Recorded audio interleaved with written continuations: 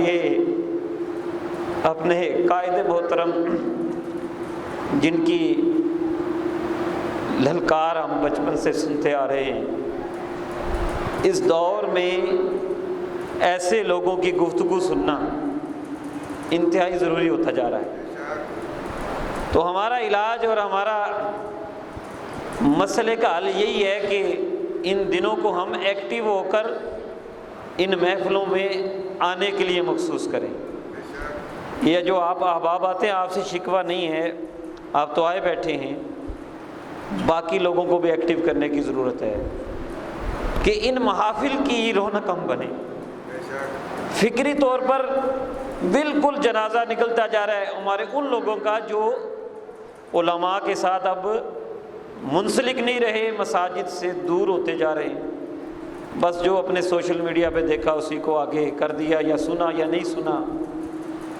تو اس لیے آج کی بزم میں تو استاد صاحب کا بیان سننے کے لیے حاضر ہوا ہوں، لیکن یہ درد اس لیے بیان کیا جا رہا ہے کہ ہم نے جو اپنے بزرگوں سے سنا، میرے استاد محترم استاد خادم حسین رضوی صاحب فرمایا کرتے تھے کہ امام حسین نے جو کربلا کے میدان میں کہا تھا نا، حل من ناصرین، ہے کوئی مددگار، تو انہوں نے کوئی اس وقت کے لوگوں کے تک کے لیے نہیں کہا تھا۔ کربلا میں امام علی مقام رضی اللہ تعالیٰ عنہ کی وہ صدا قیامت تک آنے والے مسلمانوں کے لیے تھی، ہے کوئی میرے نانا کے دین کا مددگار، کہ جب کبھی بھی یزیدی تحریکیں چلیں گی اسلام کو مٹانے کے لیے، اور آج کے دور میں پھر کھل کر یہ دو طاقتیں پھر ظاہر ہو رہی ہیں۔ فرقہ واریت کے علاوہ میں بات کر رہا ہوں، فرقے بھی ہیں، وہ اپنی جگہ علیحدہ بحثیں ہیں، لیکن ایک طرف اسلام پسند ہیں اور دوسری طرف اسلام دشمن لبرل ہیں۔ آپ سوشل میڈیا پہ ویسے دیکھتے ہیں، اور پھر ایک طرف قومیت پرست بھی آگے کہ جو یہ کہتے ہیں کہ جی یہ جو باہر سے آئے تھے اسلام کے سلاطین، یہ تو باہر سے آئے تھے، یہاں کے لوگوں کو ہیرو بناؤ۔ پھر تیسری چیز، میرا جسم میری مرضی کے نعرے لگانے والا ایک وہ بھی لبرل سوچ کا ایک طریقہ ہے کہ خواتین کو استعمال کیا جائے اسلامی رسم و رواج کو مٹانے کے لیے، وہ بھی حرکت میں آ گئے۔ اور یہی وجہ ہے کہ افغانستان کی خواتین کو پناہ دینے کے لیے یورپین ملکوں نے کہا کہ ہم ان کو پناہ دیں گے، خاص کر خواتین کو ہم پناہ دیں گے۔ تو پھر وہ ملالہ جیسے ذہن بنانا چاہتے ہیں۔ یہ ساری وہ اشارے ہیں، گفتگو تو استاد صاحب فرمائیں گے، ہمارے قائد محترم فرمائیں گے،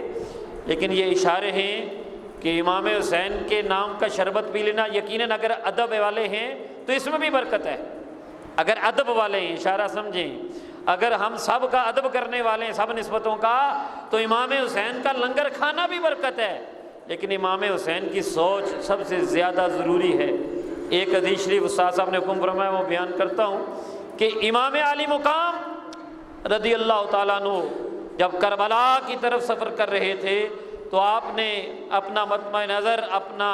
نظریہ پیش کیا تھا کہ میرے نانا جان علیہ الصلوۃ والسلام نے یہ فرمایا ہے، من رعا سلطانا جائرا مستحلا لحرم اللہ، جو یہ دیکھے کہ ایسا بادشاہ آ گیا ہے جو اللہ کی حرمتوں کو حلال کر رہا ہے، جو اللہ نے حرام کیا اس کو حلال قرار دے رہا ہے، ناقصا لعہد اللہ، اللہ کے عہد کو توڑ رہا ہے، مخالفا لسنت رسول اللہ، اللہ کے رسول کی سنت کے مخالف چل رہا ہے، یعمل فی عباد اللہ بالاسم والعدوان، اللہ کے بندوں کے ساتھ گناہ اور زیادتی والا معاملہ کر رہا ہے، فلم یغیر ما علیہ بفعل ولا قول کان حقا علی اللہ ان یدخلہ مدخلہ، پھر وہ بندہ جو ایسا دیکھے اس کے خلاف پھر زبان نہ کھولے یا اپنے عمل سے کوئی کام نہ کرے، تو اللہ تعالیٰ اس بندے کو اس ظالم بادشاہ کے ساتھ داخل کرے گا۔ جہاں ظالم بادشاہ کا انجام ہوگا اس خاموش رہنے والے کا انجام بھی وہاں ہوگا۔ تو یہ امام علی مقام کا پیغام تھا کہ میں بھی یزید کے خلاف اسی لیے اٹھا ہوں، اسی لیے ہم کہتے ہیں اے حسین ابن علی تم پر سلام، نادش اہل نبی تم پر سلام، اے شہیدان محبت کے امام، لالا رو لالا بدن لالا کفن، اے چمن اندر چمن، زندگی ہی زندگی تیری حیات، حیات اندر حیات اندر حیات، افتخار ملت بیضا ہے تو، افتخار ملت بیضا ہے تو، رب کعبہ کی قسم یکتا ہے تو، فخر کا دل میں دریچہ باز کرنا چاہیے، جن کا تو آقا ہو ان کو ناز کرنا چاہیے۔ وما علیہ الا البلاغ۔